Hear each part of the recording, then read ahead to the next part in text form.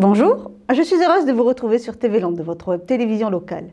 Au sommaire du journal de ce mardi 3 juin, aménagement d'un observatoire à Orx, fête de la pêche à Saint-Martin-de-Seignan, crevettes et tours à Messanges, fête du jeu à Dax et pour finir, votre agenda.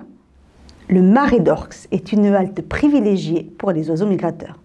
Cette dernière grande zone humide protégée du littoral aquitain est en plein travaux d'aménagement pour permettre aux visiteurs de mieux observer la faune et la flore du marais. Pour cette réalisation, plusieurs tonnes de bois ont été acheminées sur le site de manière plutôt inhabituelle. Reportage de Béatrice Gouin. Réserve naturelle oblige, c'est un lama qui s'est chargé du travail, non pas le camélidé d'Amérique du Sud, mais son homonyme, un hélicoptère spécialisé dans le transport polyvalent.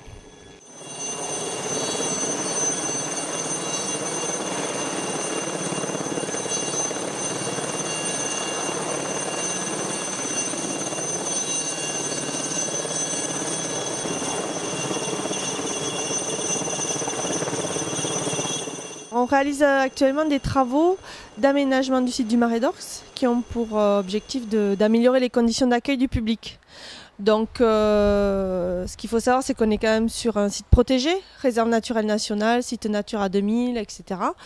Et donc c'est un site sensible, donc la digue qui est la voie d'accès est également un habitat pour des espèces patrimoniales comme la cistude d'Europe. Donc c'est pas compatible avec une circulation d'engins actuellement particulièrement.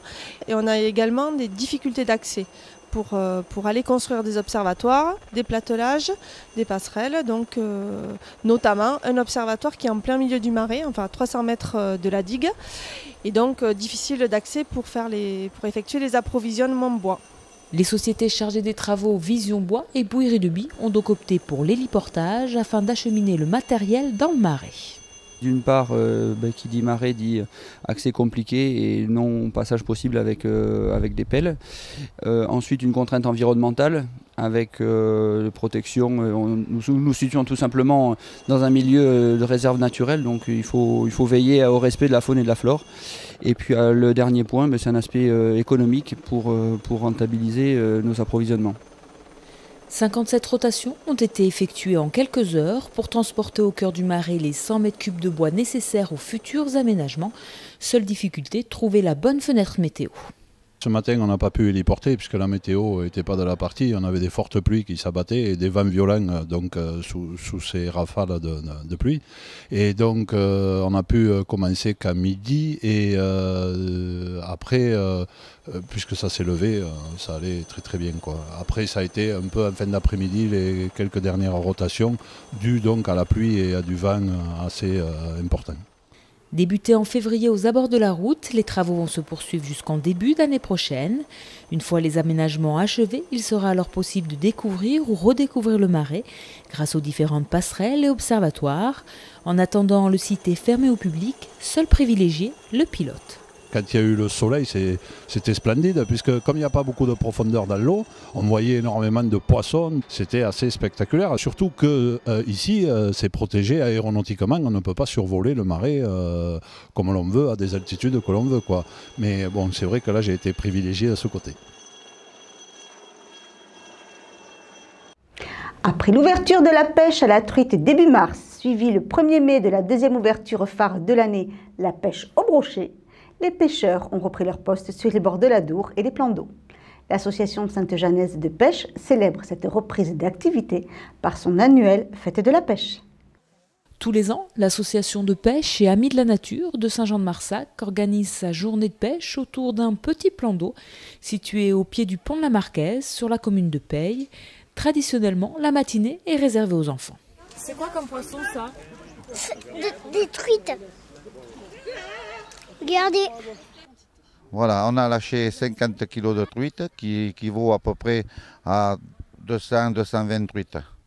Alors dedans, on y met du poisson régulièrement toute l'année. On attrape le poisson dans la Dour, qu'on remet dans cet épi là pour pouvoir faire pêcher après les enfants. Parce que sur ce petit lac, on fait pêcher les écoles, on fait pêcher les centres aérés tout l'été.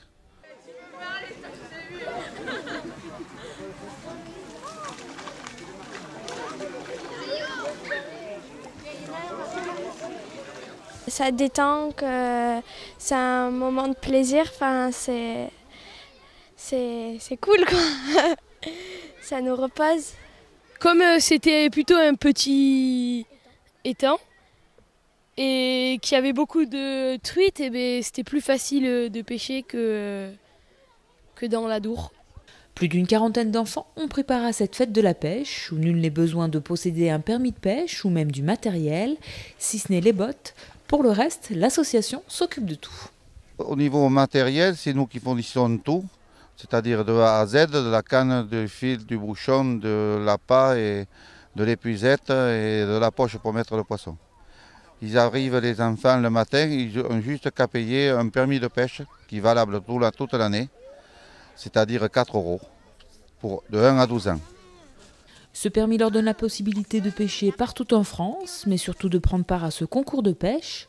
Le premier à sortir 10 truites est déclaré vainqueur. On n'avait rien à faire et on est venu là pour s'amuser. Faire la compétition. C'était trop cool. Moi j'ai bien aimé, surtout que j'ai fini premier. C'était très bien et j'ai jamais pêché de truite au bouchon. J'ai plutôt pêché à la mouche moi ou à la cuillère. Ouais, moi au début je tirais trop fort et puis après je tirais doucement et après ça allait. Sinon après moi j'avais plus rien, j'avais pas trop de défauts. Novices ou expérimentés, besaces pleines ou vides, au final, tous seront partis avec un lot avant de se restaurer. L'après-midi, la pêche était ouverte à tous pour sortir les dernières truites de l'eau. Dimanche 1er juin, à la plage de Messanges avait lieu la 3e étape des championnats des Landes du surf crevette tour. Regardez comment ces jeunes de moins de 16 ans sont habiles sur les planches. Aujourd'hui, ça s'appelle le crevette tour. En fait, c'est le championnat des Landes pour les moins de 16 ans. Catégorie donc cadet, minime, benjamin pour les garçons et pour les filles. C'est la 3e étape. Donc sur les 3 premières étapes, on va faire le classement sera établi en fonction des points gagnés sur chaque étape. On prendra les 2 meilleurs résultats des 3 premières étapes pour sélectionner nos jeunes landais pour les championnats d'Aquitaine. Tout le monde ne peut pas participer à ces compétitions de surf qui demandent une certaine maîtrise de la planche enseignée par la Fédération française de surf. Il n'y a pas de niveau requis pour participer au crevette tour car c'est les toutes premières compétitions un peu pour les jeunes. Et c'est juste à leur club de décider s'ils ont le niveau ou pas, s'ils sont aptes ou pas pour participer à tel événement. Mais généralement, tous les surfeurs qui ont une licence compétition sont plus ou moins aptes à participer à ces événements-là. Pour les minimes et benjamins, 6 séries doivent être passées pour atteindre les finales. Il y a 4 surfeurs par série qui sont évalués par un jury. Ils sont évalués donc par un panel de juges avec un chef juge. Ils sont évalués en fonction des critères de jugement. Ce sont les critères de jugement fédéraux. Donc pour résumer, ce sera le surfeur qui exécutera les manœuvres les plus engagées dans la partie la plus critique de la vague avec puissance, vitesse et flow. Donc c'est-à-dire avec de la fluidité. Et c'est une note qui va entre 1 et 10. Ils ont le droit de prendre 12 vagues maximum et on retient à la fin de la série, là aujourd'hui ce sont des séries de 15 minutes, on retient les 2 meilleures vagues et sur le total des 2 meilleures vagues, en fait ils sont classés donc sur 2 notes sur 10 en fait. Comme tous les sports, des pénalités existent pour les surfeurs. Les seules pénalités qui peuvent exister, c'est si jamais il y a une interférence. Donc il y a des règles de priorité en surf. C'est le surfeur qui est le plus près du point initial de déferlement qui a la priorité. Si jamais il se fait dropper, comme on dit, s'il se fait taxer sa vague par un autre surfeur, et bien l'autre surfeur aura une interférence. C'est-à-dire qu'au lieu d'être noté sur ses 2 meilleures vagues, il sera noté sur sa meilleure vague et sa deuxième meilleure vague sera divisée par 2. Sa deuxième note sera divisée par 2. Les meilleurs se qualifieront pour le championnat d'Aquitaine et pourquoi pas ensuite se qualifier pour les championnats de France. Pour eux, l'objectif final, ce sont les championnats de France. Donc là, c'est la première étape, la première sélection en fait. La deuxième sélection se fera sur les championnats d'Aquitaine au mois d'août à Hossegor. Et après, ça sera les championnats de France qui sont à Hossegor également cette année. Car comme ce sont les 50 ans de la Fédération française de surf, ils ont décidé de les faire au lieu même de la fédération. Samedi 31 mai, c'était au tour de la ville de Dax d'organiser sa grande journée jeu. Journée où petits et grands pouvaient découvrir ou redécouvrir le bonheur de jouer en famille. Notre journaliste vous amène y faire un tour. Fort de son succès des années précédentes, la ville de Dax a organisé pour la 3e année la fête du jeu. Toute une journée dédiée aux familles est répartie dans 6 lieux. Nous appuyons sur le centre social et culturel qui est lui-même présent toute l'année dans la ville, que ce soit à l'Escale, qui est destiné plutôt aux jeunes adolescents, mais qui est présent aussi à la ludothèque de Dax, sur le pôle Nelson Mandela. Et autour du centre social et culturel, nous avons pu accueillir des organisateurs de villes voisines, je pense à Pouillon, je pense à Morsinx, je pense à Nous, qui à travers leur ludothèque ou les jeux qu'ils possèdent ont bien voulu nous aider, nous accompagner. Et nous avons aussi bien sûr des partenaires privés qui proposent des jeux de grande dimension, comme ici un jeu assez original, une simulation de combat avec des lasers. Voilà, tout est possible aujourd'hui dans ce parc, mais aussi sur l'esplanade de la Fontaine Chaude, devant l'espace Nelson Mandela. Il y a vraiment une diversité de jeux grâce à une diversité de partenaires. Une initiative gratuite, ouverte à tous et sous toutes les formes. Il y a des enfants, bien sûr, tout petits, et il y a aussi des adultes, voire des seniors, chacun trouvant une activité à son goût, soit pour découvrir un jeu, soit pour s'essayer à des jeux qu'ils ont pu connaître dans leur enfance, ou qui sont tout simplement des jeux qui sont nouveaux, qui demandent pour les uns de l'adresse, pour les autres un peu de réflexion, et pour d'autres même quelques qualités physiques. Je pense à l'acrobranche. Le goût du jeu a toujours existé, il est indispensable dans l'évolution d'un individu parce que le jeu fait partie de l'évolution intellectuelle, physique et affective. Et on voit bien qu'aujourd'hui, cette palette et cette diversité de jeux permet de satisfaire tous les goûts. De toute évidence, c'est une journée qui fédère. On va voir si je peux faire d'autres jeux avec ma maman, mes cousines, mon tonton et ma tata. Chaque fois, c'est plutôt bien fait, ça a été pensé au cas où il y aurait de la pluie. L'acrobranche est nouveau, enfin, c'est une nouvelle activité, non c'est toujours très bien. Chaque manifestation je viens effectivement, parce que c'est toujours très bien organisé, il y a de chouettes jeux, des jeux qu'on n'a pas l'habitude de voir, des jeux en bois. Les enfants s'y amusent toujours très bien, voilà. Entre 2 parties d'échecs, avec le champion des Landes, 3 terrasses musicales étaient prévues pour animer les rues. C'est un petit peu là aussi une nouveauté et en même temps la concrétisation de ce qui se fait tout au long de l'année. Dans le cadre du studio de répétition que nous avons, le Centre social et culturel organise avec des groupes musicaux des concerts et nous leur donnons l'occasion de s'exprimer ici dans le cadre de cette fête du jeu.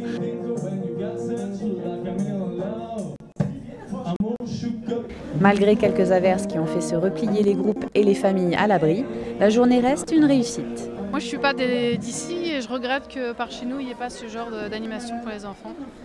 C'est ludique, ça leur apprend plein de choses et voilà, ça sera à faire découvrir ailleurs.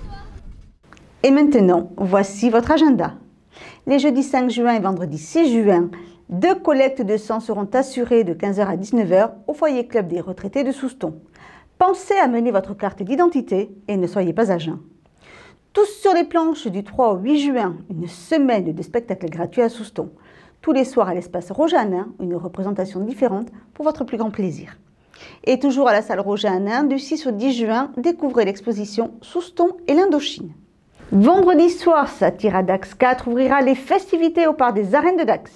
Cette année, l'humoriste Bruno Solo, parrain du festival, ne manquera pas de vous offrir de nombreuses animations.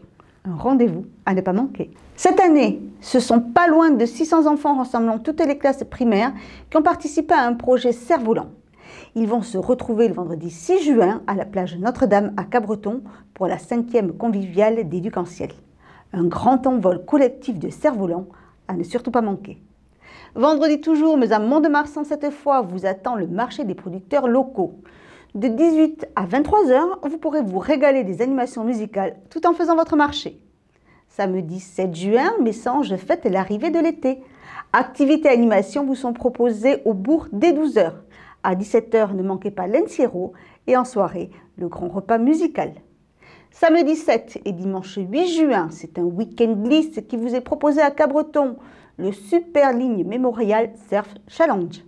Les fêtes d'Ardy à Catiu de Souston lanceront les festivités estivales soustonnaises les 7 et 8 juin, avec comme à l'accoutumée des jeux, un concours de pétanque, un challenge sportif, sans oublier le repas champêtre.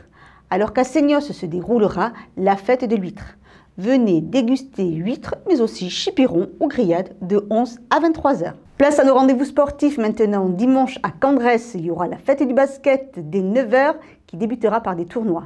À Souston, en rugby à 7, la finale nationale du championnat de France des moins de 17 ans se déroulera ce week-end au complexe sportif de l'Île Verte ainsi qu'au stade Rémy-Goilard.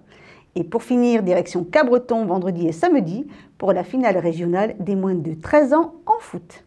Voilà, cette édition est maintenant terminée. Je vous donne donc rendez-vous vendredi 6 juin pour un prochain journal de TV Land, votre web télévision locale, et vous souhaite en attendant de passer une excellente semaine.